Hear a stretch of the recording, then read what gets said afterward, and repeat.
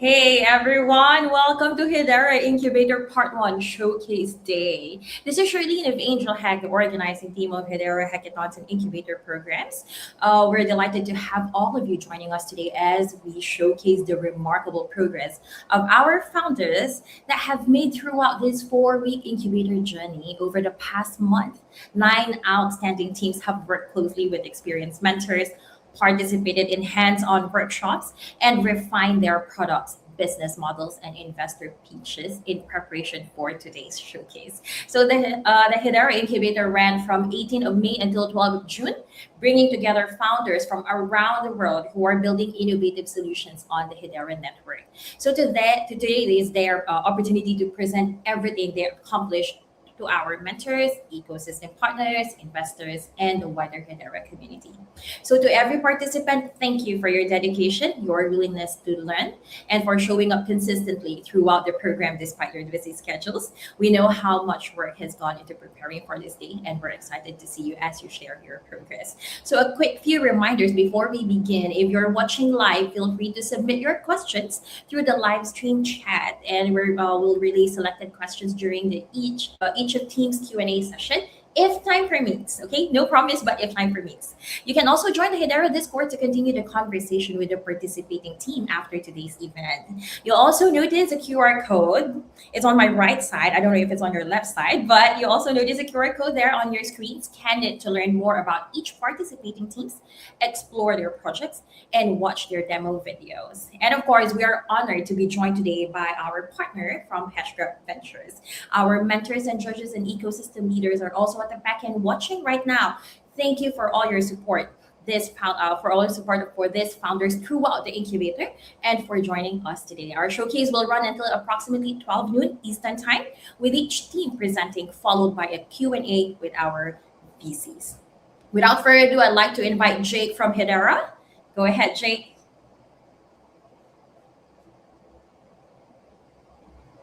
I was on mute. I think, okay. Thank you very much, Sherlyn. A few technical difficulties. Yeah. No, I'm really excited for this. I don't want to take too long, because I think people here that they're watching it so that they can see the incubator participants. I'll just say a few words. And I think when I started the incubator, I was talking about having really putting the 3 Ps in front of all of the participants, and that is prioritization, working with them to identify what is that 20% of work that's going to have the 80% of outcomes. Thinking about partnerships, how can we work together within the incubator with other partners, with the wider Hedera ecosystem, and of course the council as well, where relevant. And we've done all of that stuff. And then of course productivity. How do we actually make sure we execute on all of the ideas that we drafted and the roadmaps that we created? And I'm very confident to say that every one of these teams have done the job. We've had introductions and meetings with different council members, with different team members, people working together. So it's really exciting, and we're going to see the fruits of the efforts today. Big shout out to our partners, Hedera Ventures. For those of you who don't know, I'll hand over to Dara to give a bit more context. But they're a VC which was recently set up in the Hedera ecosystem. They're based in Abu Dhabi. And Dara, I'll hand it over to you. Yeah, thanks guys, and thanks Jay, and thanks for everyone involved, and for inviting myself and the team to participate today. I think we're super excited to see what's on offer. We've had an in-depth look at what's on offer this evening. Well, this evening my end, early morning your end, and yeah, we're super excited. So, you know, as Jay mentioned, we're quite new on the scene. We launched in December of last year. We're a $100 million VC fund regulated out of Abu Dhabi, EDGM. And yeah, we've been super active since, January. We're averaging about, I'd say, 1 investment per month. Ticket sizes, we're doing anywhere from 500,000 to 1.5 mil. And we are partners with the likes of Hashgraph, with the Hashgraph Association, the Hashgraph Group, everyone under the ecosystem really. And yeah, we're super excited to see what's on offer. Given the fact that we do have limited time, I would encourage just focusing on the pain points, how you guys are solving said pain points and why you guys are the team to do it. So I think that's what we're interested in. And just a quick introduction, I'm joined by our head of venture, which is Will Patterson. You'll see in the the top right screen, the good-looking red-haired guy there. Also by Jeff, he's one of our analysts at Hashgraph Ventures. We have a third team member, Arjun, who will be joining us if he's not here already. But there'll be plenty of questions from our side. So best of luck to everyone involved, and I'll pass it back to Jay and the team. Thanks, guys. Yeah, thank you very much. So the first presenter is going to be HBank today. And just a reminder to everybody who's going to be presenting, you've got 4 minutes to pitch, and then we'll have about 2 minutes or so for questions. We're going to have to be quite tight on time, quite strict, just because there's 9 of you. And we don't want to be on here until, well, it's 10 past 10 over here in Singapore and Malaysia, where Shelly and I. So we're going to have to be strict. But I guess without further ado, let's get straight into it. And if we have Arjun on the stage, backstage, if you could also bring Arjun on too from Hashgraph Ventures, that'd be great.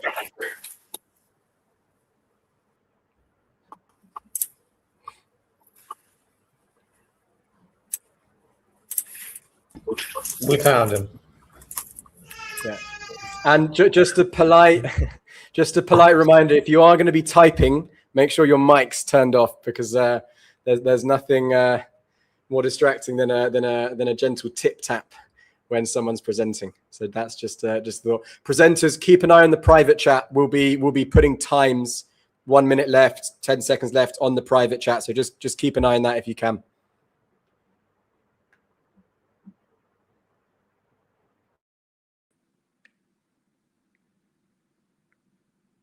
Oh, hello everyone. I didn't know I was live already. Let me share my screen so we can all see the pitch deck. I hope you're seeing it now. Can you confirm, please? Can you confirm, please, you can see the deck? We can see the StreamYard web application. Okay, wait, my bad. Okay, so I can share screen, share. It only allows me to share screen. So allow to share. Okay, no. Okay, now it should be good. Okay, by the way, I thought I had 5 minutes, so I'll try to keep it under 4 minutes. But yeah, my name is Salva. I'm the co-founder of H1. We're trying to build the private on-chain yield layer. So basically, at H1, we're solving the problem that is access to on-chain yield. Today, almost 70% of all the USDC on-chain, almost $45 billion, remains idle. And at the same time, we have traditional investors, financial service providers that still lack a clear and compliant way to access or offer access to on-chain yield. So this is happening because there's a huge wall of complexity, fragmentation, operational risks, and privacy concerns that separate institutions from this opportunity. And this is what H1 is going to solve. Our mission is to package these institutional-grade yield products into a developer-friendly SDK that fintechs can integrate. So fintechs can integrate private on-chain yield in just a matter of weeks. And we achieve this by leveraging both Hedera and HashSpheres to deliver transparent, compliant, and privacy-preserving yield infrastructure that can distribute yield products across any blockchain. And honestly, the timing couldn't be better, because just 10 days ago, Morpho, one of the leading credit markets on the ecosystem, together with Sama, the leading privacy protocol on top of Ethereum, launched a confidential vault that within a few days was on the top 20 vaults on Ethereum and reached a TVL that is over 25% of the total stablecoin market cap on the Hedera public network. And most importantly, we saw how Morpho co-founder was explaining recently in an interview how the fintechs that they are working with integrating their products, they are, as they understand how the playbook to go on chain works, they are also increasingly asking for confidentiality and these layers to preserve the client privacy. So in our opinion, this statement this launch, the success of this launch validates our initial thesis. So yeah, the timing seems perfect. The market opportunity is real. The on-chain economy is also maturing. Yield opportunities are becoming more diversified and sustainable, but there's no clear winner in what comes to infrastructure, in privacy first, compliant distribution. This piece is still missing.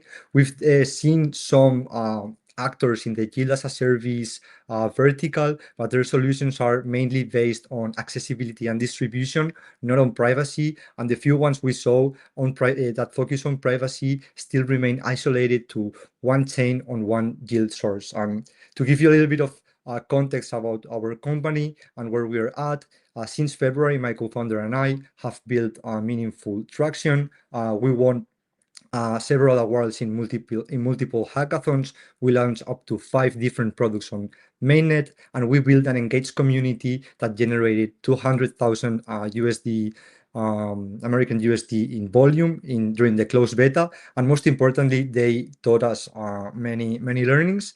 And we also had a successful partnership with Linksify that got awarded a Thrive grant to build XUSD. That is going to be the first yield-bearing stablecoin on Hedera that is going to launch next month. And in the coming months, we're also going to be working on our non-custodial mobile app with a centralized exchange-like experience that is going to make onboarding dramatically easier, and it's going to allow us to expand beyond the Hedera retail user base that is currently very limited. So this is going to be phase 1 that is going to run until Q1 2027, where our goal is to validate our yield infrastructure and deepen our strategic relationships with Hashgraph as we move into the second phase, where we want to expand the yield product offering. We want to be scaling distribution through third-party integrations powered by HashSpheres and our own SDK. And we plan to collaborate together with Hashgraph and all the HashSphere ecosystem applications such as Seto and DFNS, which is already working with more than 400 banks and fintechs to build the most complete private on-chain financial ecosystem on the market. Our target by end of 2028 is pretty ambitious but achievable. Is having 500 million in TVL, and the business is pretty straightforward. The business model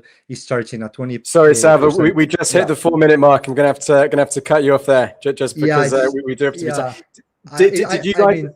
Did you guys hear that alarm when it came off? Was there? Okay, yeah. So just listen out for that. That's the 4-minute signal. But we've got to be fair. We've got to be fair. If we do 5 minutes for you, we have to do 5 minutes for everyone else. So the communication wasn't so good because I planned for 5 minutes, so that's a little bit, okay, we had a call on Thursday where we said 4 minutes, but let's go to the questions. Okay. I think if you just want to start by maybe what was another part of the presentation that we didn't get to, just spend a little bit more time on the go-to-market. I'd be happy to hear about that. So you want me to expand on the go-to-market? Yes. Yeah, definitely. So right now we know that HashSphere is not completely working in the way we need it to work, because it needs to be, or at least publicly we didn't find any information to connect Hedera public network to HashSpheres. That's going to be a key step. So while we have this ready, that I guess is going to be ready when Clipper, the cross-chain protocol is ready, we want to be first validating the yield infrastructure on the public network, right? So for that, we're going to be targeting retail investors, and for that we want to bring Javi into our team. He's now a KOL, but he's basically been working with Polygon and Billion Networks for the past 3 years in creating, growing, and managing communities with hundreds of thousands of crypto investors. So he knows how to go to the broader market, because right now we have a pretty established position in the Hedera community, but as I was saying, the retail user base is not big enough to reach that 3 million TVL we want to be reaching by end of Q1. And with that validation, and once Clipper is ready and we can move all these products into the private ecosystem, then we want to be working together with everyone involved in HashSphere, because we don't see HashSphere, or we don't see our product as a separate piece. We see it as a piece inside a broader ecosystem that is going to be living in HashSpheres. And there we can collaborate with other players and align everyone to have a very strong offer for our clients.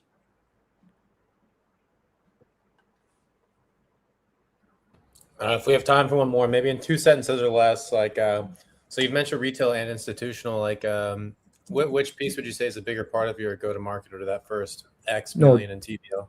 yeah, no, definitely institutions. Like the first, as I was saying, the first stage is basically validating the infra with retail to also have some credibility. Morpho followed the same playbook. Morpho started with crypto investors, and now they are integrating with institutions and with third parties through their SDK. So in this sense, we're having a similar go-to-market strategy. First validate and get some reputation within the crypto community, and then with that knowledge, with that infrastructure that it's compatible with the private ecosystem, then go and get this scale and reach 500 TVL by a million TVL by 2028 by integrating with third parties. So we want to be infrastructure. We want to be sitting on the backstage, and that's the way we want to be scaling.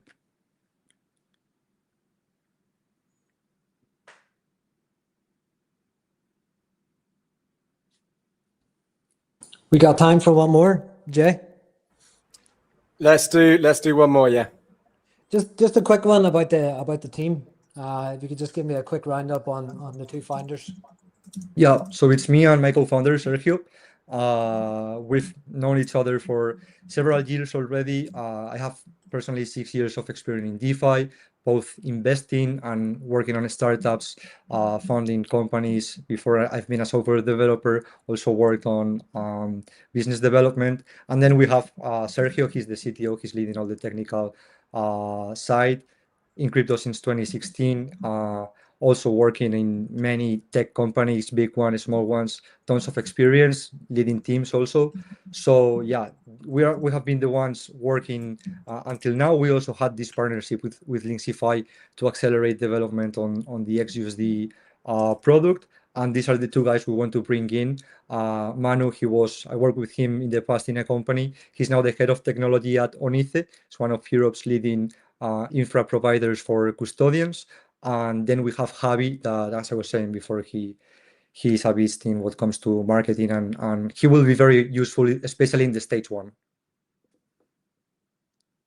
That's great. So let's. I said, yeah, I allowed that extra question because there has been some miscommunications. Just to make clear to everybody, we'll do 5-minute pitch, 2 minutes, 2 minutes questions. Hence the extra minute just then on the question side. So that's just so it's really clear. 5 minutes to pitch, 2 minutes to question. We'll have the air horn going off at the 5-minute and at the 2-minute mark, which would be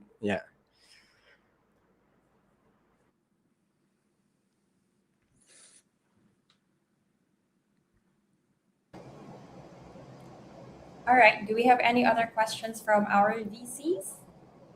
Or would you want me to move forward to our... No, let's go to the next one. Okay. Thank you very much, Alba. Thank you so much. Thanks a lot. Bye-bye. Okay, we're now calling Cradle Protocol, Donald and Dennis.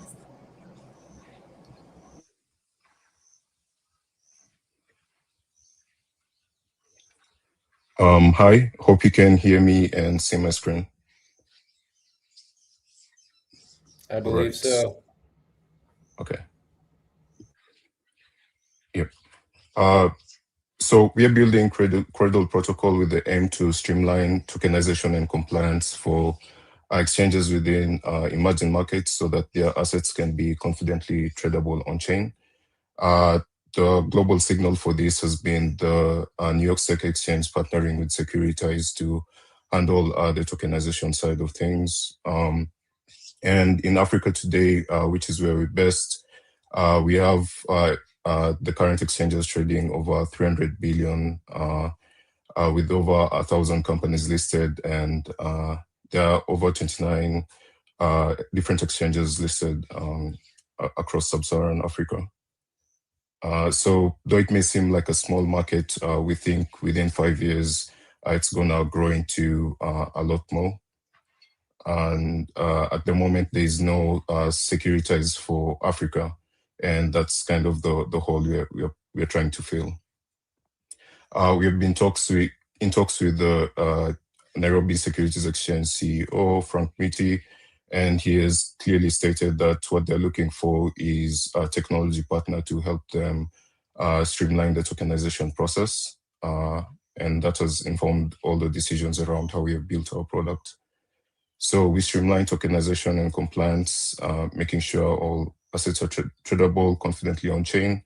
Our product includes 3 different parts, where we have our issuer console, our marketplace, as well as a launchpad. So we cover every step of the tokenization journey, all the way from declaring an asset, providing all the necessary documentation, and carrying out all the due diligence to your assets going live on chain. And our business model is based on we generate revenue from transaction fees for all assets traded on our platform. So the Nairobi Securities Exchange, which we have been in close partnership with, is already ready for a tokenization partner. And going forth, we plan to proceed to the rest of East Africa and West Africa and Pan-Africa in general by 2030. The team includes me, Donald, who is a blockchain developer with over 7 years of experience. I've built mostly on Aptos, on Hedera. Dennis as well, who has experience on Celo, BES, and also Hedera. And Hamant Maini, who is our advisor with experience in capital markets and fintech, as well as additional blockchain developer with over 8 years of experience, Martin. So we have already built our tokenization platform and studio and already launched it on testnet. We plan to go to mainnet by Q3 and then begin our tokenization of assets from the Nairobi Securities Exchange. So our process is simple. We basically integrate with the exchanges we are partnering with, handle tokenization for them, get the assets tradable on-chain in our marketplace, and going forward, expand to like different asset types within their portfolio. Yeah, that's the presentation.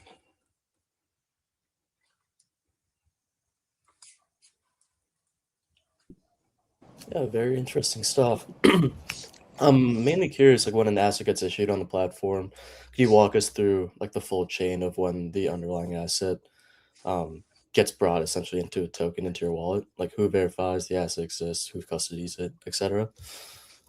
Yeah, so we provide our issuer dashboard where you'll have the exchanges themselves having the ability to create the assets and then provide all the documentation tied to that asset and all the necessary due diligence tied to verifying the asset is done on, by us before we then handle minting of the necessary contracts on chain.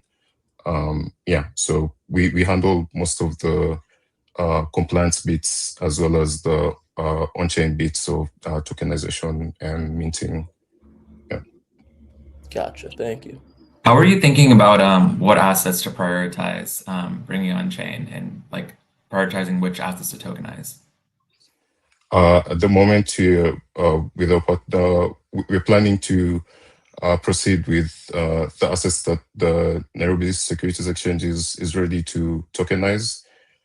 So though we're still in talks about what specific ones, yeah, they would like to go first on a product like this. So I think we're still open to asset classes.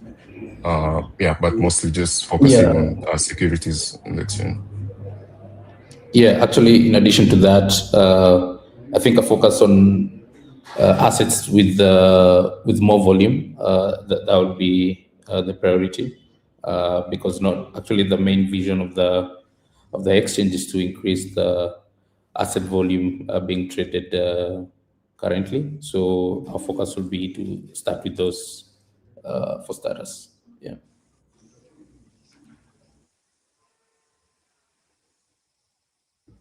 And realistically, I mean, after maybe this initial go-to-market pilot, expanding beyond, the local market to all of Africa, like how big do you think this gets? Like realistically, how many assets have you mapped out that you could actually bring on chain that people want to trade? I think the way we think of it is we first need to prove credibility, and we think the market is gonna keep growing. Like within the next 5 years, there are gonna be a lot of people in Africa who are ready to, let's say, trade on chain, and also accompanied with the fact that Africa has like one of the largest penetrations of blockchain technology, and so the audience is already like primed to interact with these financial products. So regarding estimates, we think close to like 2 trillion will be traded by 2030 by Africans on chain. So that's kind of our target audience. And yeah, I think that horn was the sign of the last question. So that was a total of 7 minutes. I think we can get to the next one. Thank you very much there, Donald and Dennis, for sharing Cradle Protocol. Just an interesting fact, actually, that this is also from the NSE team. In Kenya, currently only 3% of the population own stocks, but 7% own crypto. There's actually more people who own crypto than currently trade in the equity markets.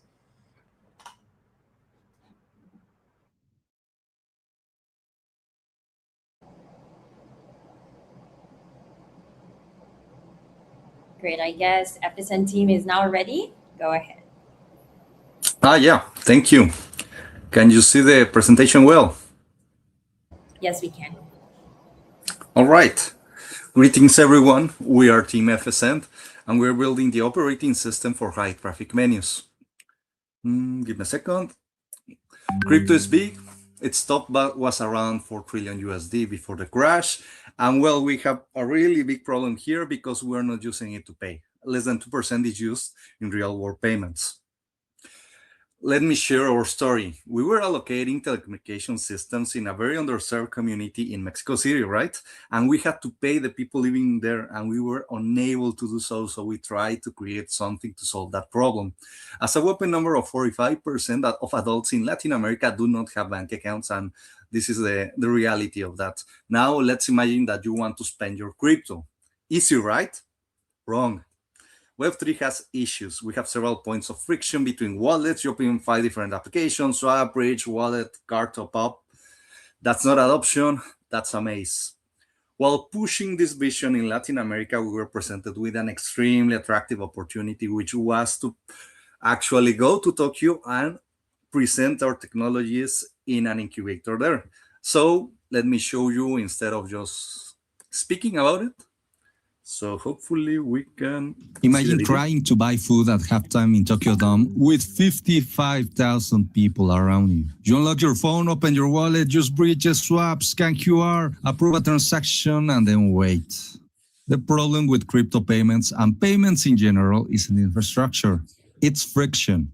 We believe people don't want to use crypto. They want payments to disappear. FSN turns identity into the payment layer. Every year, millions of tourists that come here to Japan actually have problems just onboarding into the financial system, currency exchange friction, and a lot of fragmented payment systems. Users simply open the web app, navigate to the wallet or pass a step, and take a quick selfie. Powered by AWS Recognition and AWS KMS, wallets are created in seconds with enterprise-grade security. This process generates a fully functional multi-chain wallet, natively integrated with Hedera mainnet from the start, eliminating seed phrases and onboarding friction entirely.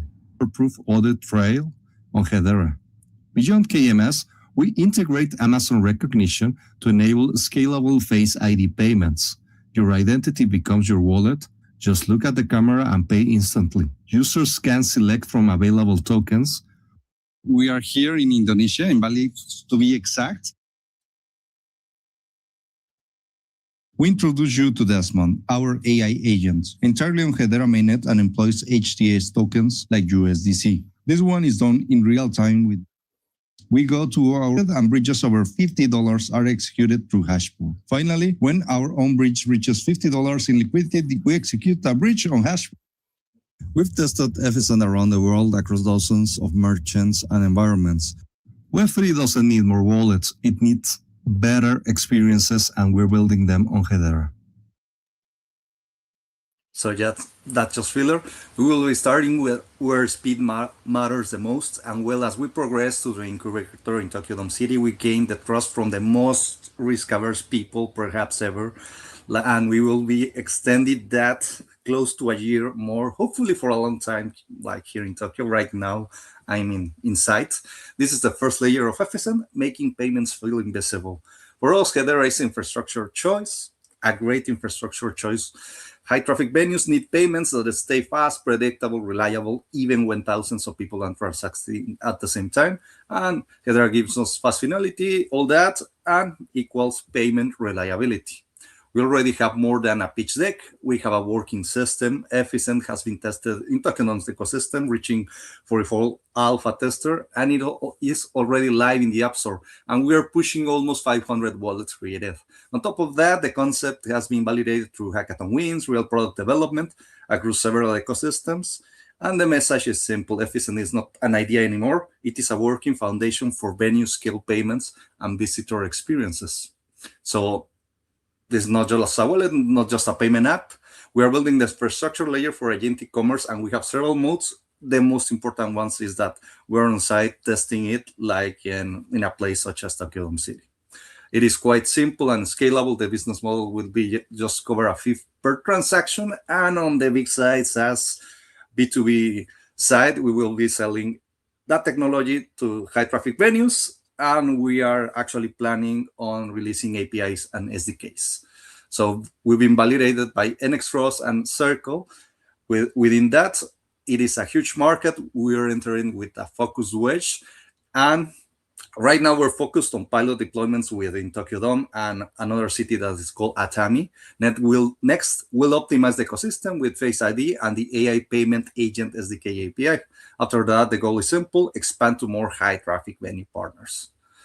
Why this works now? Biometric UX is finally mainstream. Agents can handle frictions and real-world demands for speed. We are the team to deliver this, as we have the correct background in IoT, cloud, machine learning, AI whenever it wasn't sexy to just do AI, and well, now some years in blockchain, which brought us like all around the world, where we pitch FSN all around and solidified set thesis. And we have built a business before, Web3 based.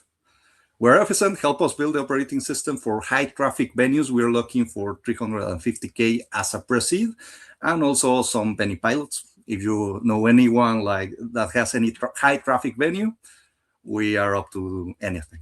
So thank you. Luke.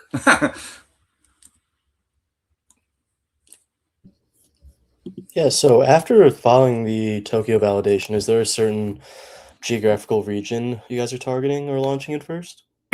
Well, actually, right now Mexico is actually hosting a big World Cup, and all that infrastructure that is gonna be left there is actually gonna need like some kind of upgrade after all the thing has happened. So I think just by having that opportunity of working with high traffic venues in our native countries, like the next step to do so, because yeah, we have like all this opportunity and actually the chance to go more than a year more on this venture.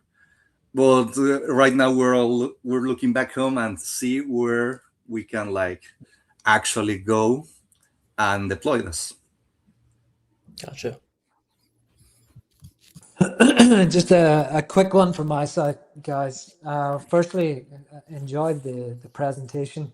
There's some great acting in the background there. Thoroughly enjoyed it, so appreciate it. Just in terms of the biometrics, where is that data stored, and what are the regulations in Mexico around that? Well, in Mexico, it's pretty easy to do so because the regulations are very lax. let's say, regarding data providing and data storage and all that, it is much more difficult to run anything here in Japan, for example, related to data protection. So right now we're using just like the best practices that we can related to cloud management, and also, well, Tokyo Dome City is like very firm on what data you can store and you can share, and which data you shouldn't. So we're kind of trying to get under those guidelines and actually work with them with that, because it's serious business, just like mismanage data here in Tokyo and in Japan in general. So yeah. Yeah, Got and it. we So, basically doesn't. Sorry. Yeah, and we basically doesn't store any kind of face photos or something like that. It's a face vector that it's the technology that Amazon recognition use. So basically, we use a comparative version of Amazon recognition to compare the face with the vector.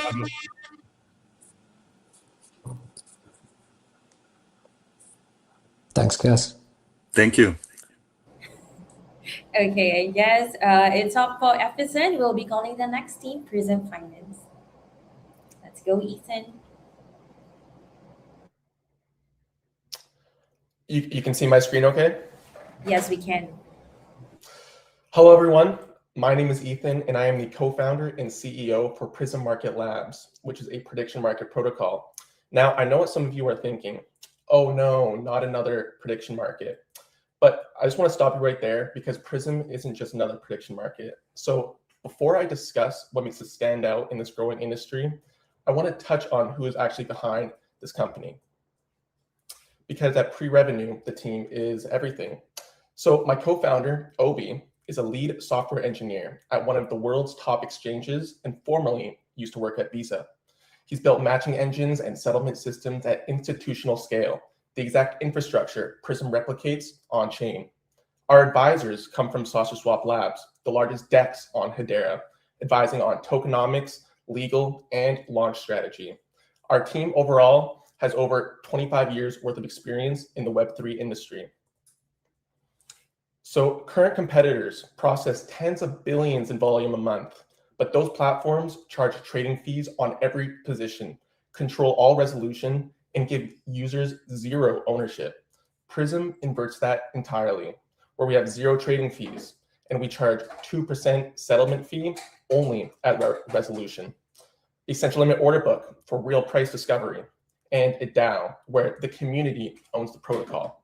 And 25% of all revenue funds token buybacks on the open market and is distributed to our liquid staking holders.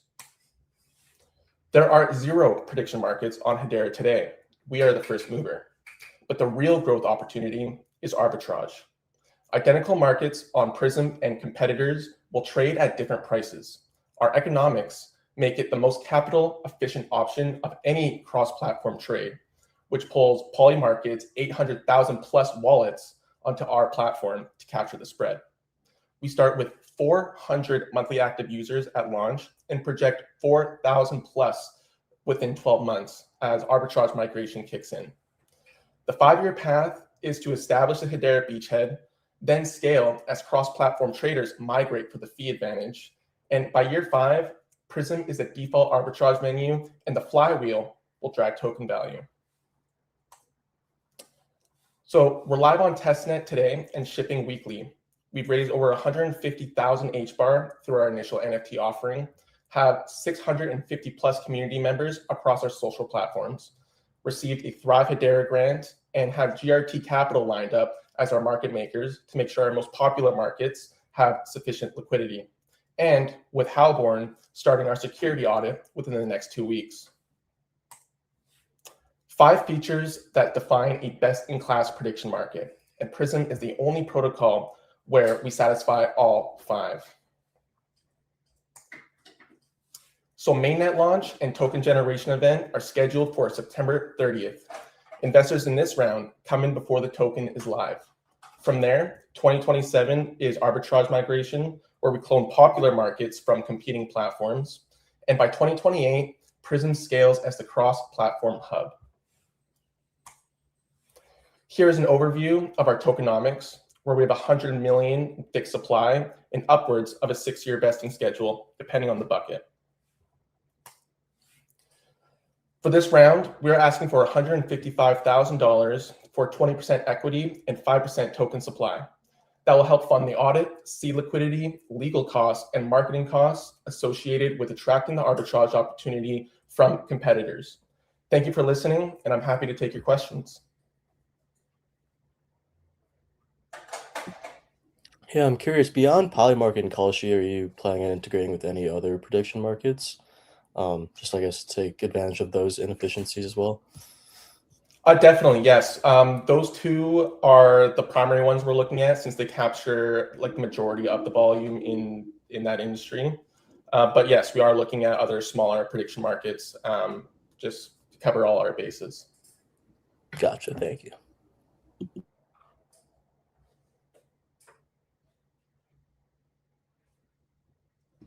Could you go back to what's already been built and what you still need to work on with this raise?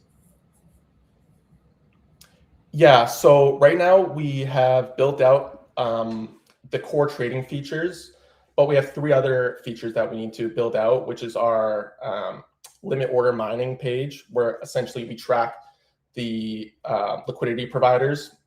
We call it Q score, so we can sufficiently reward them for liquidity provision. And then what does like the on-ramp situation look like if you're working with someone who's never touched Hedera before?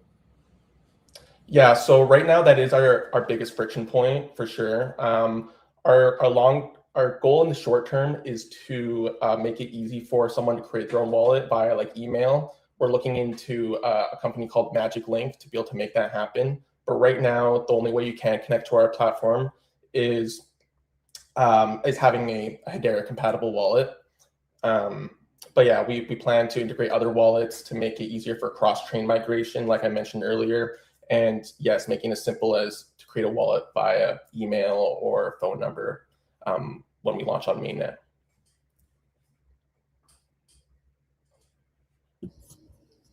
And since arbitrage margins are already pretty thin, like how are you thinking about fees? And have you modeled any net returns after gas and slippage and Prism's take?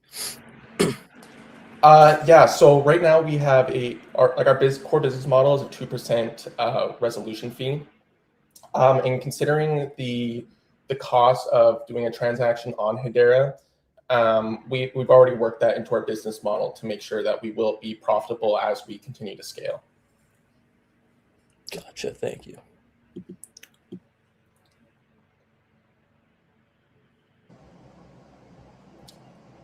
But if no one has any more questions, thank you. Maybe one more for fun. Yeah, no, I'll just ask one more for fun. Like of the 150,000 HBAR, like how many wallets was that? That was across 20 different wallets. I would have to double check that, but yeah, our INO is live on Headstarter today. Awesome. Okay, thanks so much. Yeah, thank you. Thank you, Ethan. Okay, now we'll have Torch. Let's go, Dennis. Everyone, can you hear me fine?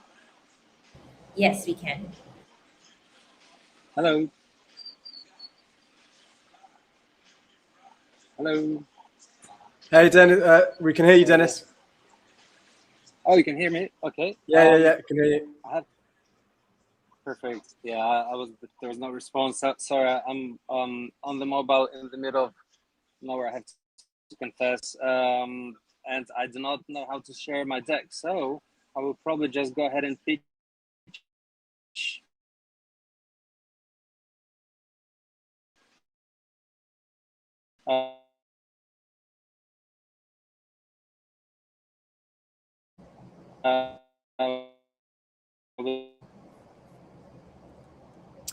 Just going to jump here. Dennis, can you hear us? Because you're cutting out for us.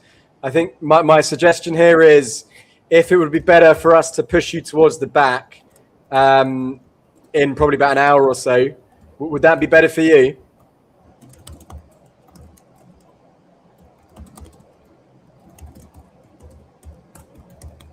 I think that's a yes.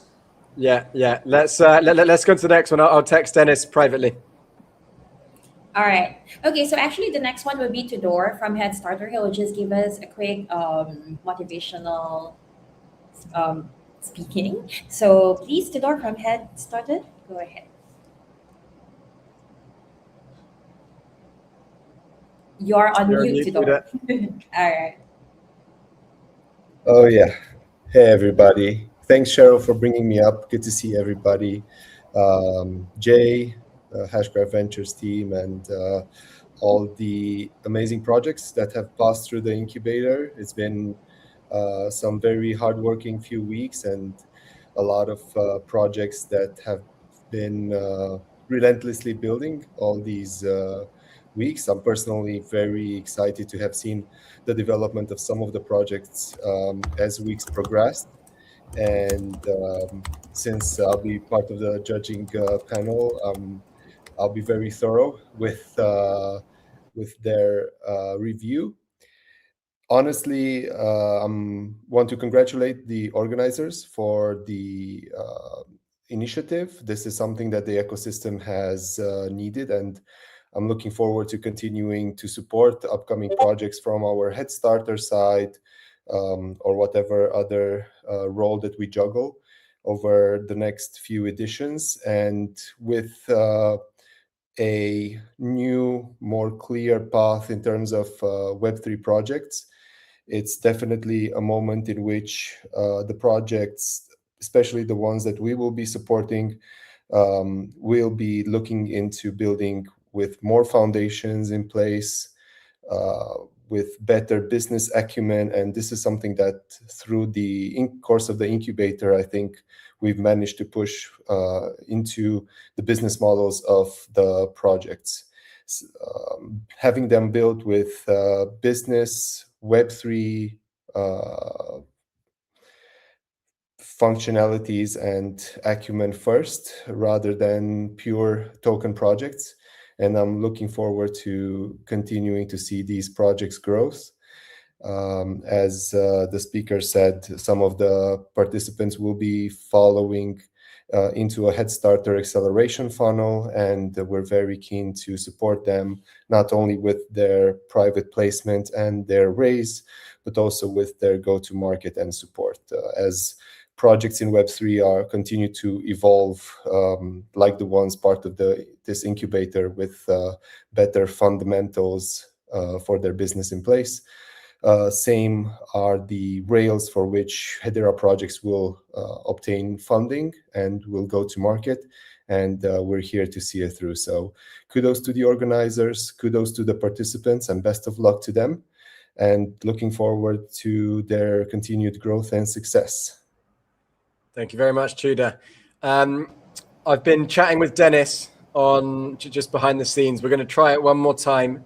So if we could get Dennis on to kickstart the presentations again. If the same issue occurs, we will have to just move on to the next one.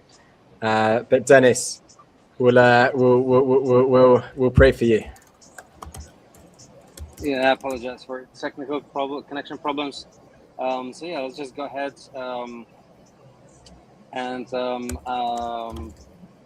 Since I don't have the presentation, I have to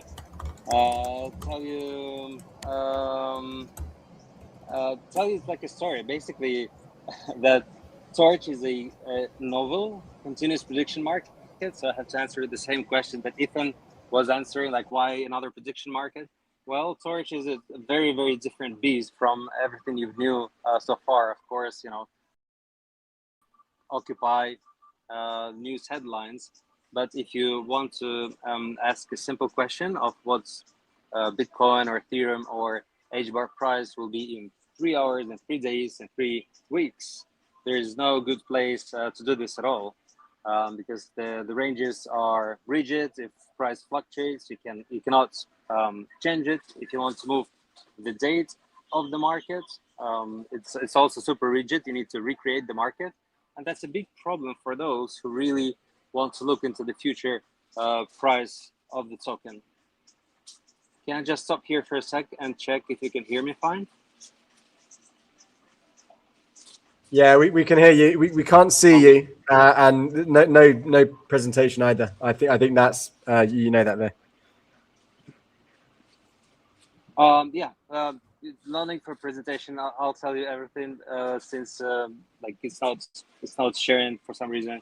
So the big problem is basically that current prediction markets do not serve crypto price discovery, and Torch, and hence the name, has this projector into the future that can actually unveil it with the help of information finance and gaming theory principles. So how do we do this? The market that we're building is pari mutual, which means that losers pay to the winners, and it's fully continuous. Anyone can place a bet on any timestamp in the future for any range at all. We can say, Asia bar will be $1 today or in a week if you're a believer, or perhaps, and better still, if you have alpha and you want to earn on this. This is the great place to do so. Like, I don't know, maybe you have a team member that told you that this asset is going on exchange on this date, at this price. Well, you cannot really create a market on polar market for this specific asset at this time, right? Whereas in Torch, it creates a beautiful probability distribution into the future, and we built it during the hackathon and won the first prize to demonstrate how this works. So currently, it is the mathematical model is shaped, but the current prototype is based on slices, right? It's not fully continuous just yet. So we do want to build this new primitive that favors precision, accuracy, and can bring aggregated market expectation that will be available for everybody to participate. Some will just, be bold about certain assets. Others will have some ML models. There are some professional traders that could use indicators or other techniques. But all in all, when put together, this is like invaluable source of information about where market is heading that can be further redistributed to market participants, even as a data feed, paid data feed perhaps. So the model is 0.5% protocol fee as the revenue stream, but when it does prove historically that it can deliver this true prediction based again on information finance principle, which means surfacing, like having this game theoretic model that surfaces value information, in our case that's token price trajectory. And by the way, further into the future, it can be stock or any scalar value. So the opportunity is tremendous and goes beyond their ecosystem if we create those markets that can bring everybody in. Thank you very much, Dennis. I think we'll go over to the 2 minutes for the questions. Yeah, so just curious. I mean, I think you said current prediction markets don't have options to essentially bet on price discovery, but I think Polymarket and Galaxy both have, like the daily and hourly markets. Could you just give us some color on how your platform essentially differentiates from those two?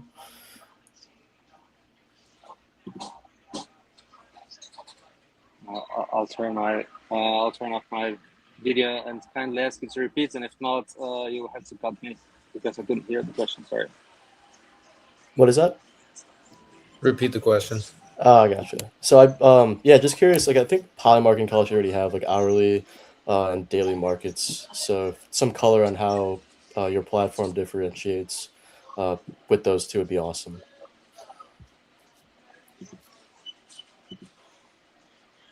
So I will kindly ask you to write this in the chat, and I'll try to answer because I just cannot hear this at the moment. I'm sorry really about the connection problems. Let's move on. Sorry, gentlemen and ladies.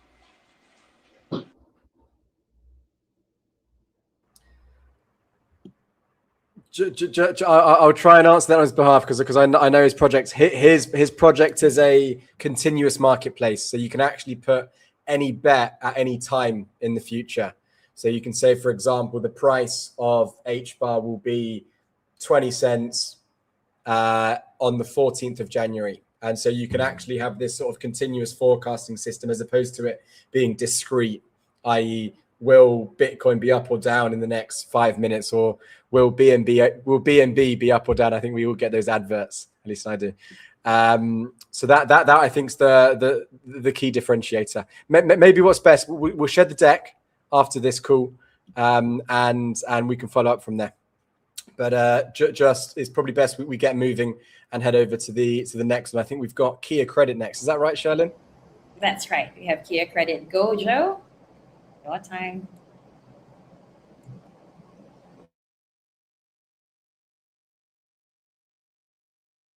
Joe, you are on mute. Oh, sorry. My All bad. right.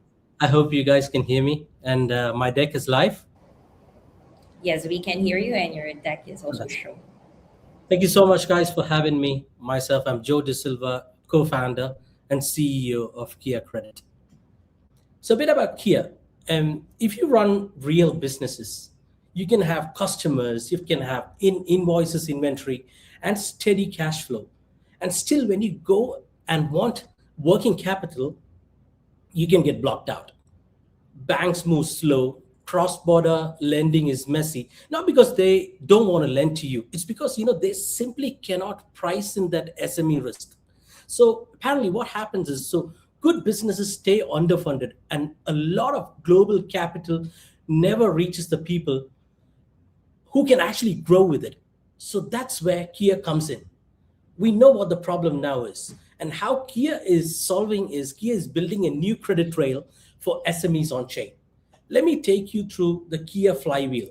In the flywheel, we do have AI credit scoring and tokenized lending. In AI credit scoring, the borrower uploads his entire documentation into a proprietary agent, which is called KiaFi, which analyzes using 200 plus risk metrics, and an on-chain credit score is assigned to a business in 15 seconds. And what happens in this? And once they're bankable, a traditional off-chain entity immediately transitions to an on-chain entity, which not only price in that SME risk, but also get this business ready for the global on-chain liquidity, where then there are assets that generate future cash flows, such as invoices, inventory, trade instruments. For that matter, any assets that generate future cash flow gets tokenized, and the LPs can now come in and invest into different walls based on their risk profile, on their APY preferences, and on the industry preferences. The global credit gap is 5.7 trillion, with 131 million SMEs affected worldwide. For us, the total addressable market at the moment is UAE, Singapore, and Malaysia, where 500 billion is the TAM. The fun fact here is these SMEs in these regions contribute to 50% of their GDP and 79% employment, yet they are underserved. Kia Credit right now have 64 borrowers and 85 registered lenders with Kia. We have disbursed $5.5 million worth of loans at the moment and have a positive deal flow of 45 million. We're backed by Hedera, and we are live and verifiable on DeFi Llama. Now, beyond lending, Kia has got two interesting verticals, which is settlement and spending. We call it lending, spending, and settlement. On the settlement side, we do have Swap and EdgeBridge, which act as a swap and settlement. And on the spending side, we do have on end of Q3, we have a Visa-powered product that is coming up. Our revenue model is pretty simple. We charge 3% protocol fees on lending, 0.5 on acquiring, 0.25 on on-ramp and off-ramp, and 0.1 on card transactions. With this, we are looking at getting into a 1 billion TVL by 2030 with an estimated ARR of 74.8 million, which is split into 3 different verticals, major being Kia Lending. We're built by a team who has global experience and having handled revenues of over $8 billion and trade finance facility of over 400 million. We also do have pretty interesting notable faces on our advisory board that is helping Kia steer ahead. Our ask is on equity or debt. On equity side, we're looking for a $3 million with the SAFE, SAFT, or a combination of either.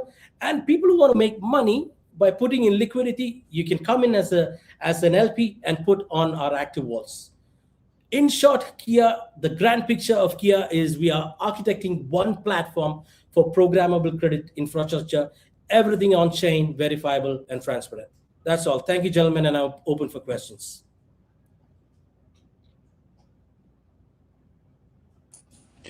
Thanks. Where are you guys based? Are you UAE? Yeah, we are based in Dubai at the moment. Sorry, guys, I forgot to tell you. Like we've got to tell you one more thing.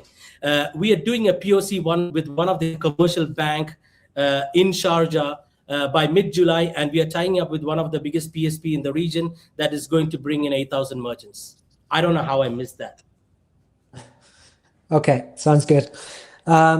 Just from my side then, in terms of, are you specifically going after SMEs or is it more retail focused? No, so we are specific in terms of lending. We are specifically focusing on SMEs at the moment. Okay, and so in terms of defaults, like how do you guys enforce that, or what's the plan in that respect? At the moment, luckily, we do not have any defaults at the moment, but that's a great question to ask because one of the biggest risks we envision to see is the credit risk. So we are more focused on over-collateralized loans at the moment.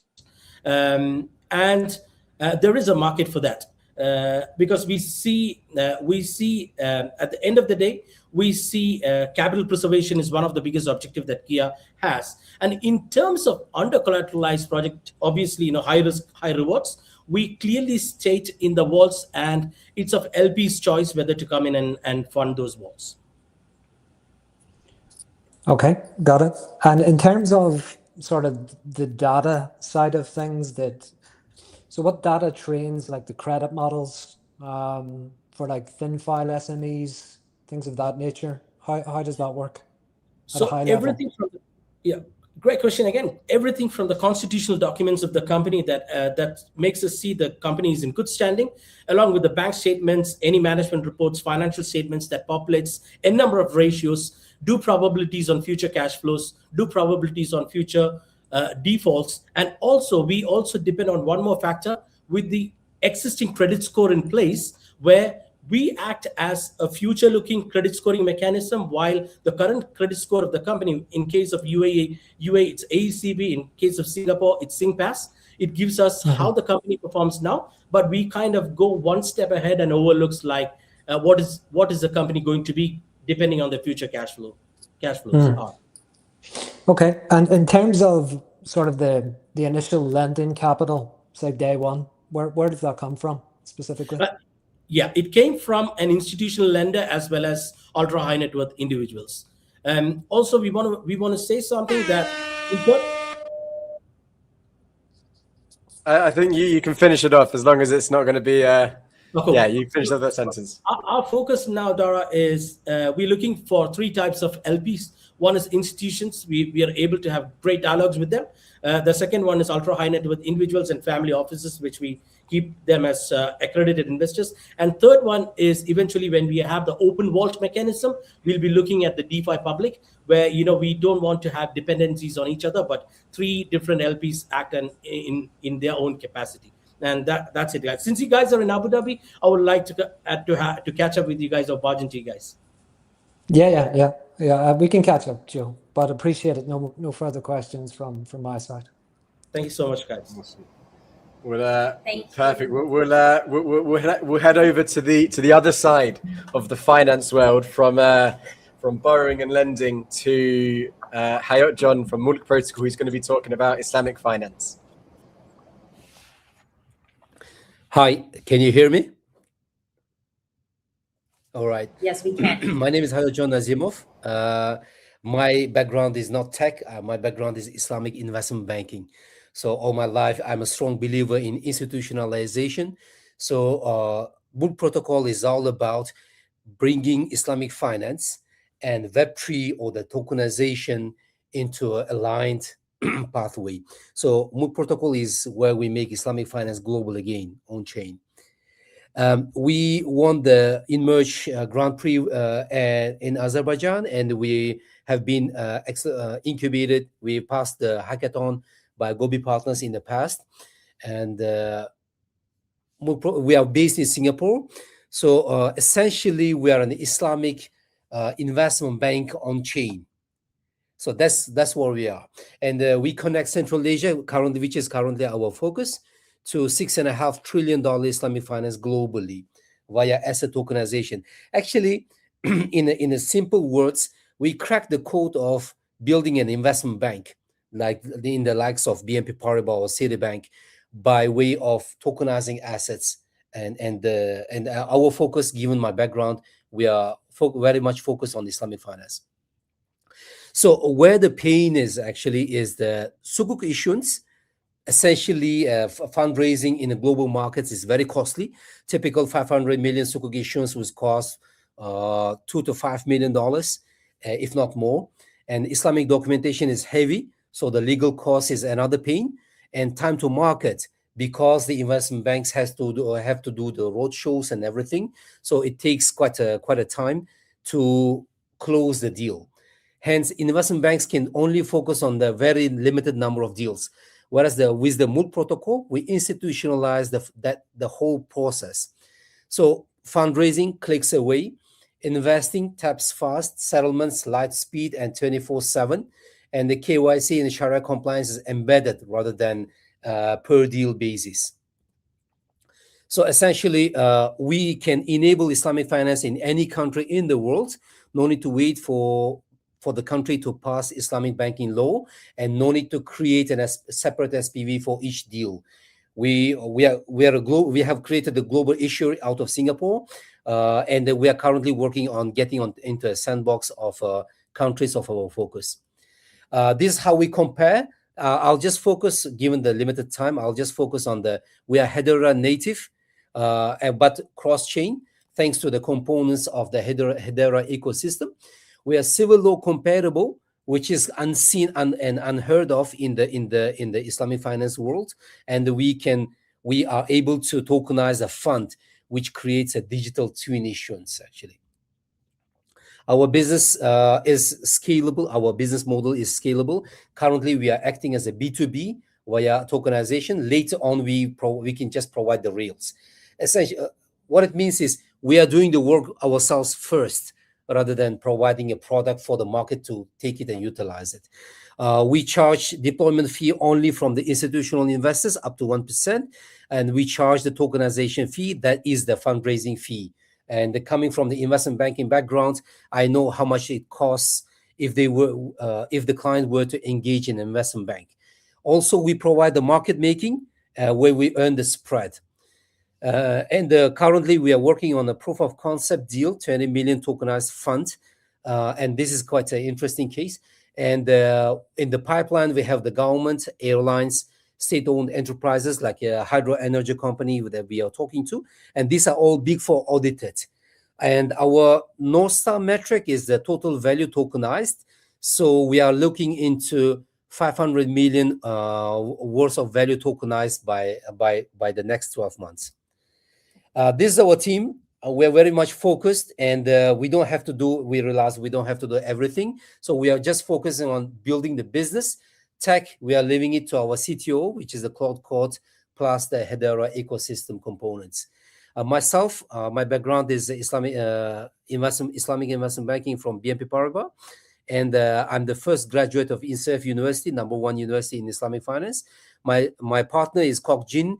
He is the top FX dealer in Malaysia for multiple years, where we work together at BNP Paribas.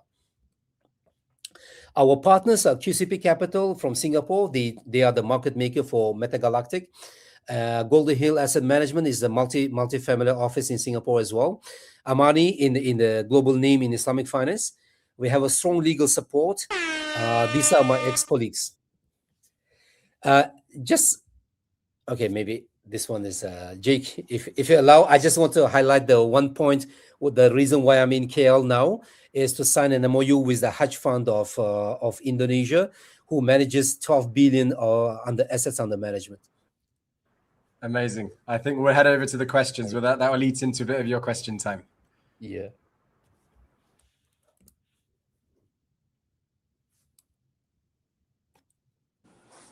Yeah, just from my side, in terms of Sharia compliance, and excuse my ignorance, but who certifies Sharia compliance? How does it work from a compliance Me perspective? myself, I've been in this industry since 2007, but in our case, this is the Amani Advisors, which is Dubai and Kuala Lumpur based top name in Islamic finance. So they have the 6 Sharia scholars from Kuwait, Saudi Arabia, and Qatar, as well as in Malaysia. So these are the 6 scholars top names in the industry who actually certifies it. Okay. And in terms of tokenization, does tokenization itself sort of raise any compliance questions when it comes to Sharia finance or Islamic finance? This is quite a straightforward process for us who have been in the industry. Actually, I advised BlackRock established money market fund managed by Archax to penetrate into Qatar by structuring their product under Sharia compliant structure. I think I'm just going to rephrase the question slightly, Hayojan. So I think the question was asking, is there any, would there be any scholarly opinions which go the tokenization in and of itself would not be permissible, which might, or is it completely fine? If you go just fine. Very to the point. Thank you for the question. Actually, it depends on tokenization. Is just a method, right, to represent something in a different layer. But what are you tokenizing is what matters from the Sharia standpoint. Okay. So all the scholars who review your tokens, they always look at the underlying asset, what is being tokenized. Got it. Okay, appreciate it. Thank you. Thank you. That's it for questions. So we'll head over to the next one. Thank you very much, Hayojan.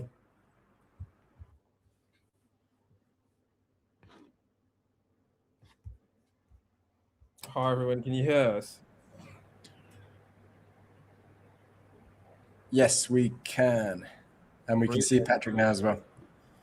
Perfect. On screen, you're sharing our slides. Yeah, can see the slides as well. All right, let's go. Hi, everyone. I'm Tofu, a co-founder at Apex Audit, working on our technical product design, driving product vision and strategy with experience in the UK government driving digital transformation. Hi, my name is Patrick, the other co-founder of Apex Audit, working on sales and marketing with previous experience in a startup doing marketing, sales, and product for 3 years. So let's start with the problem we're solving at Apex. Organizations today are adopting AI faster than they can prove it's safe and compliant, with regulators charging forward to regulate enterprises targeting high-risk industries like legal, finance, and public sector. And that is leaving a fundamental gap as the market approach to address compliance in the intelligence age with retrospective frameworks for deterministic systems has proven insufficient. While non-compliance is attracting fines up to 35 million euros or 7% of global revenue in pending regulations across Europe. Now, how are we solving this at Apex? We are building the infrastructure for enterprise AI compliance from first principles as organizations embed agentic systems into their workflow. Our inaugural product is focused on addressing the EU AI Act by embedding middleware that creates runtime audit trails for enterprise AI workflows, creating immutable audit trails and tamper-evident logs by utilizing a Hedera consensus service to timestamp on the decentralized published ledger. We're using a trustless architectural design, utilizing the Hedera blockchain technology that regulators and any concerned parties can trust independently of any organization. And with our MVP, we are directly addressing the EU AI Act compliance on auditability as trust as our breaking market. And this compliance demands is captured across Articles 6, 9 to 14, 26, and 99 that's highlighted on the screen, where regulators are demanding tamper-evident audit records, transparency of these reasoning systems, human oversight, all executed securely, which Apex is satisfying wholly with zero user friction, automated end-to-end. This is where there is a big gap in the markets because they've been built in on compliance framework of deterministic systems on intelligence systems. 72% of enterprises have at least one agentic AI workflow in production. We can be certain that this will reach 90% within the next 2 years, putting us at a perfect position. Our bottom-up TAM is organizations whose AI workflows fall into regulated and high-risk systems where auditability, oversight, and immutable trails are required. This means that all medium and large EU/UK organizations. Our SAM is the segment you see on the right of the screen, all deploying AI workflows that require defensible audit trails. Dara, Arjun, and William, we know you have experience in the finance sector, so you know the regulatory pain. And we also know that Tracy has a legal background. Law firms and legal teams are adopting AI at high accountability workflows, making proof of AI use and human oversight critical. Why legal first? Because high stakes decisions, heavy document workflows, clear need for evidentiary integrity, strong sensitivity to auditability, and easy to understand the pain. The ability to prove what happened is not optional. It is central for trust, liability, and client confidence.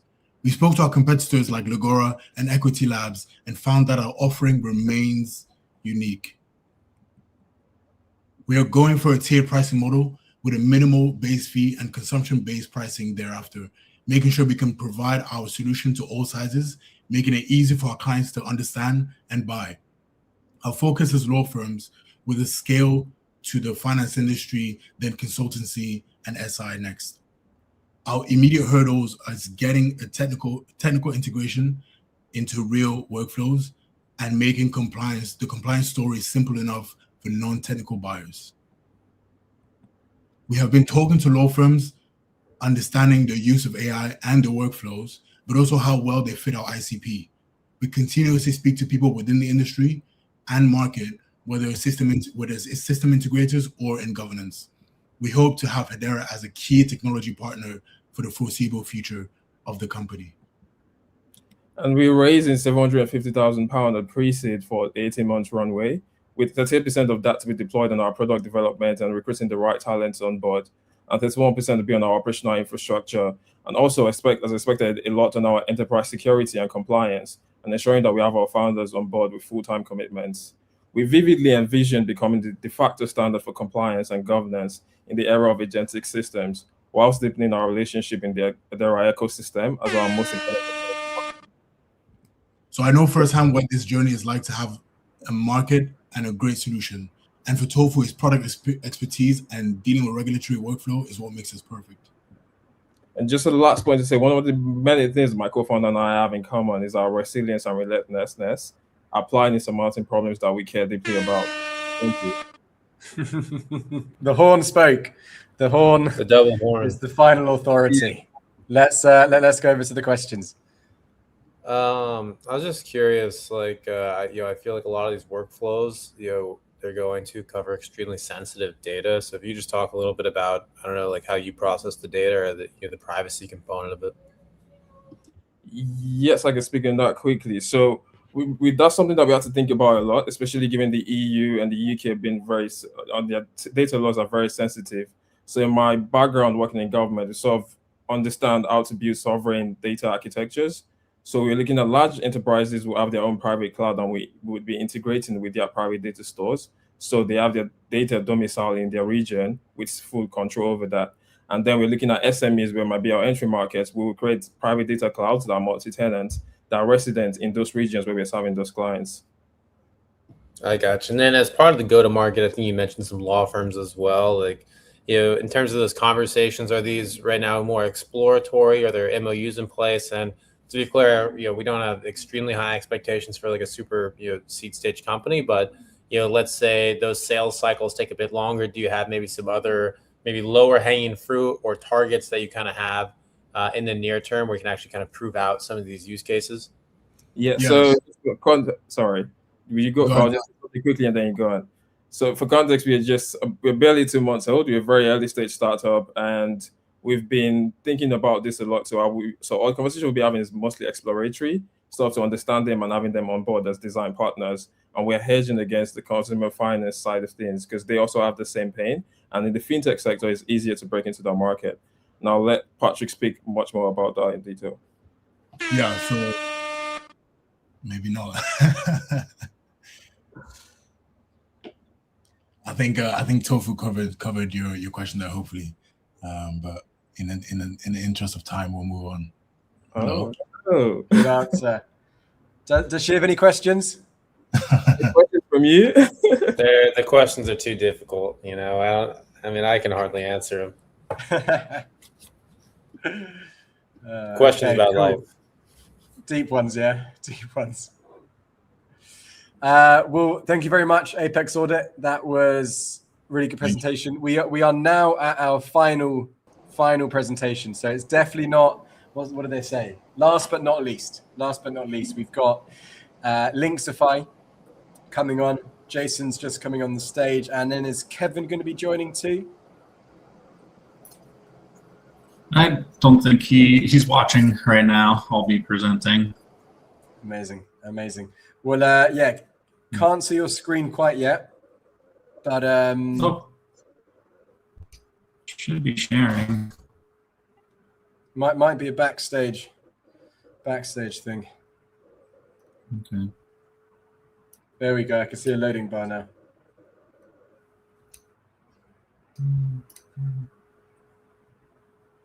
Didn't load anything though. All right, there we go. You see it now? I think it's loading. We'll give it a bit of time.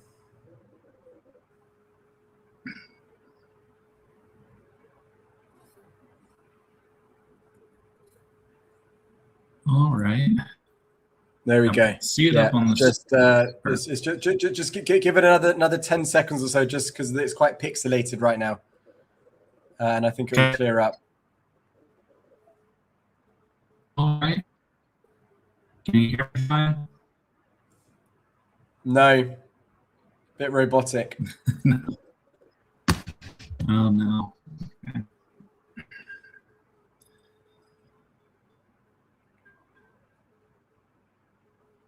I start.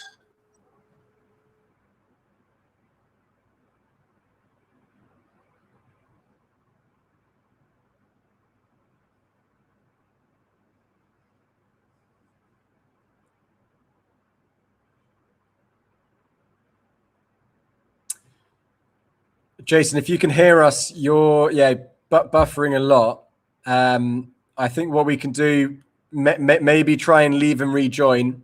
If not, we'll probably have to just wrap up because, well, it's almost an hour and a half. Bang on time. And we'll be able to share the deck, of course, with the Hashgraph Ventures team.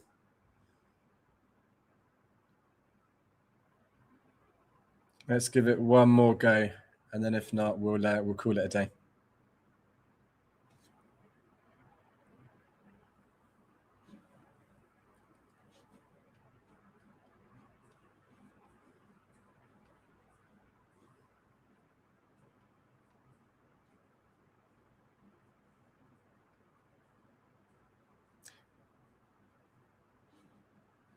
Backstage, do you mind just dropping a message in the chat if Jason's in the room, or did he leave and rejoin? Jason is left, but he rejoined again. Okay, we'll try it. We'll get him on. We'll try it. If it doesn't, we'll say the closing remarks.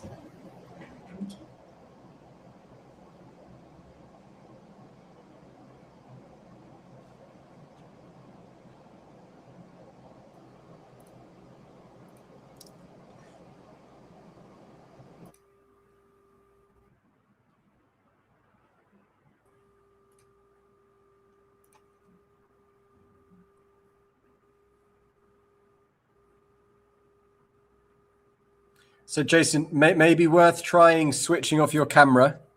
I can't hear anything. No. Mic check. Can you hear us?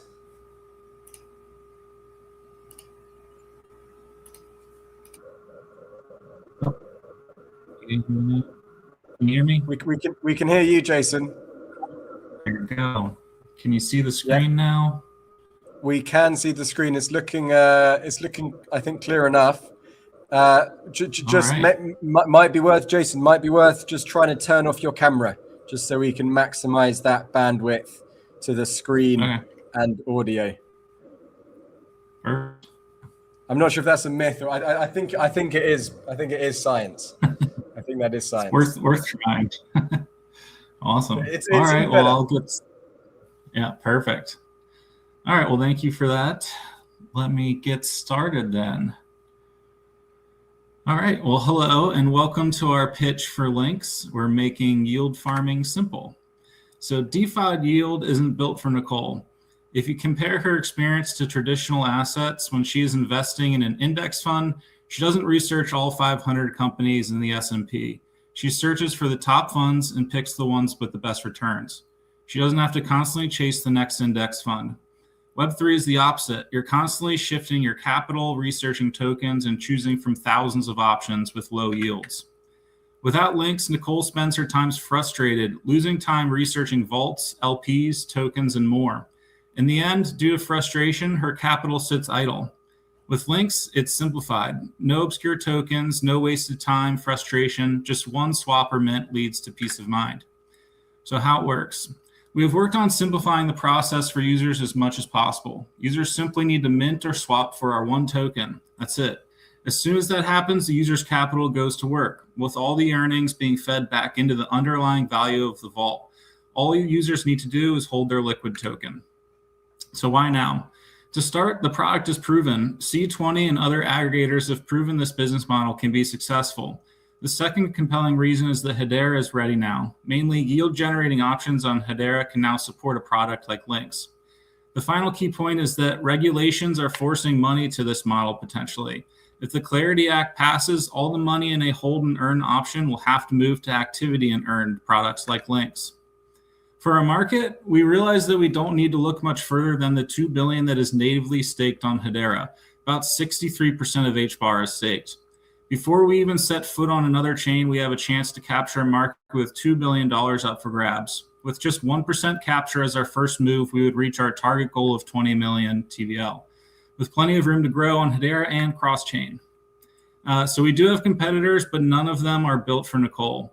Instead, there are hundreds of vaults, potentially even thousands of vaults sometimes. Meanwhile, we offer just one. We strip the guesswork and the APY chasing down. Lynx is simpler, and our estimates point to potentially higher yields as well. So we are pre-TVL, but we're not pre-progress. For the past 8 months, we've been building in public, shipping to real users, and gathering feedback and forming partnerships. So for some of our partnerships, we won a grant with HBank, and we are building XUSD with them now.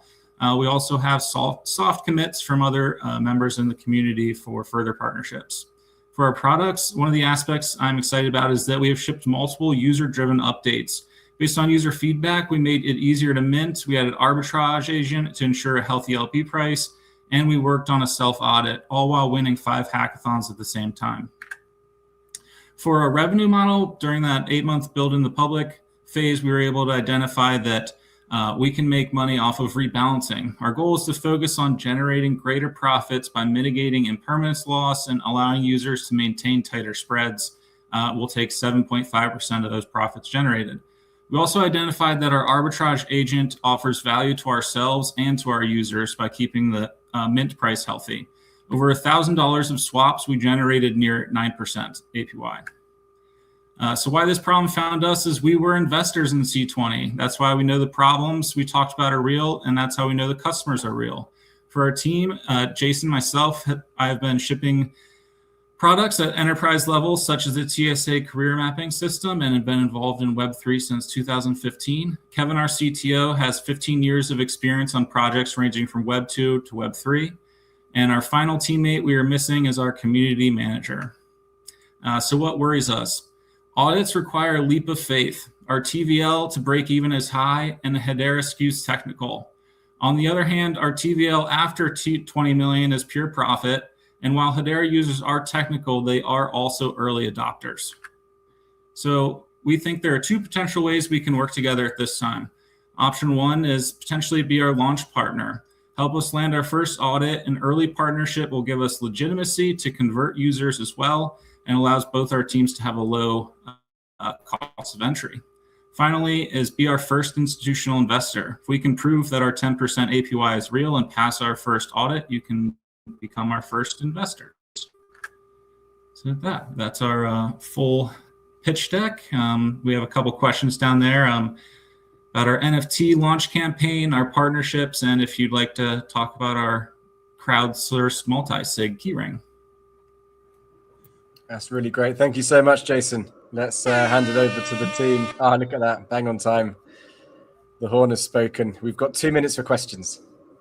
Yeah, I understand it's still very early, but how do you think about growing this from where it is now to, 100 million TVL to $1 billion in TVL? What does that growth story look like from here? Our first options right now is we want to really focus on Hedera.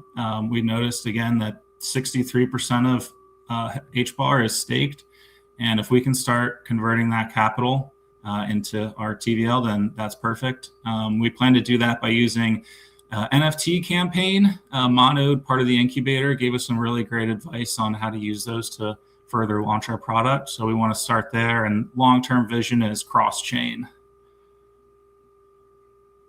Makes sense. And I think one of the things just in DeFi in general is there's been a lot of hacks this year. I think security is a big concern. And when you think about bringing back that institutional trust and just trust in DeFi in general, I guess where do you feel like DeFi is as a whole, and how do you feel like you can bring trust back into this sector, especially with what you're building? Yeah, that's I think you kind of nailed the question right there. Is exactly what we wanted to do. Is C20 was a product that worked and was successful, and they were centralized, and that just left to the funds being used improperly. And that's kind of where we want to start, is making sure it's decentralized, it's hands off for us, and it'll last for a long time. It's not going to go anywhere. Yeah, I think that's our main focus. Makes sense. And maybe one last question. Obviously, with talking to users, just looking at your competitive positioning, what's been the initial feedback so far that you've been getting for the product? Our initial feedback's been great. So we've gotten multiple Reddit posts over the past 8 months, and we've reached 100% on our upvotes. And the feedback has been essentially what we've built. It was that minting was more difficult. The price wasn't great on our LP, so we built the swapped. And then the last one that we've been getting a lot of feedback on is the audit. So we've dealt with decentralization using keyring, and we want to deal with the audits last. Yeah. Makes sense. Thank you.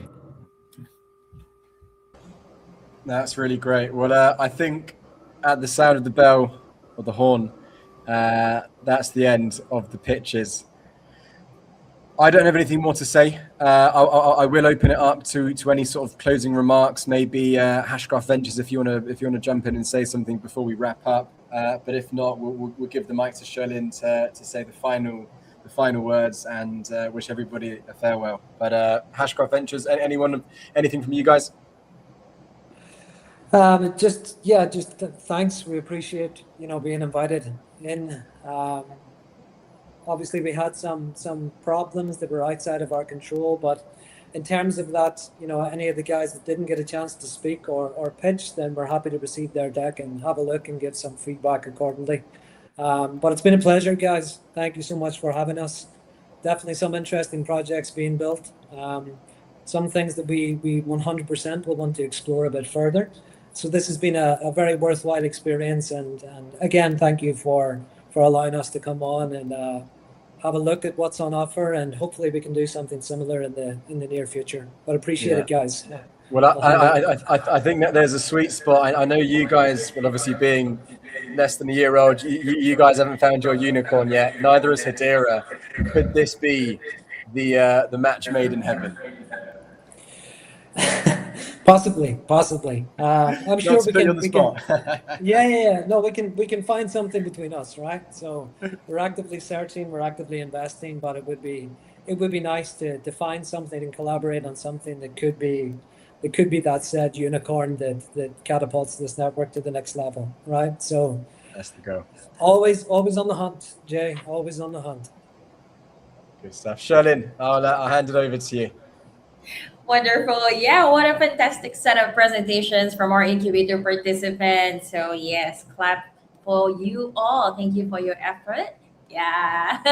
I hope you enjoy watching their pitches as much as we have. I must say, the countdown timer and the buzzer certainly added to the excitement and kept everyone on their toes, right? So, on behalf of Angel Hack, we'd like to extend our sincere thanks to everyone who made this program possible. Jake, thank you so much. And for your team as well, Hedera, Hashgraph Ventures for being here, our mentors and workshop speakers who are watching right now, our judges who are also working hard at the back end to judge each and every presentation. Thank you so much.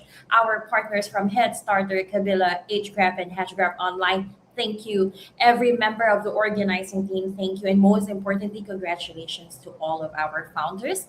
Over the past 4 weeks, you've invested your time, embraced feedback, refined your ideas, and demonstrated what can be achieved through dedication and collaboration. So today's showcase is only one milestone in your startup journey, and we're excited to see what's next. To everyone watching, thank you for joining us. If you're interested in the future Hedera programs, be sure to follow Hedera community, join the Hedera Discord, and keep an eye out for upcoming hackathons and incubator opportunities. Once again, thank you for being with us today. On behalf of Angel Hack, the entire Hedera Incubator team, we wish you all continued success. Have a wonderful day, and we'll see you at the next Hedera event. Right? Thanks, everyone. Have a great day. Thanks, everybody. The need for a more interconnected world is fueling new decentralized technologies and new ways of doing business. Hedera stands at the forefront of distributed ledgers, where every interaction is not only trusted, but fast, efficient, and secure. While traditional blockchains struggle with speed and fees, Hedera's network settles transactions in under 3 seconds for a fraction of a penny. And the proof is in the numbers.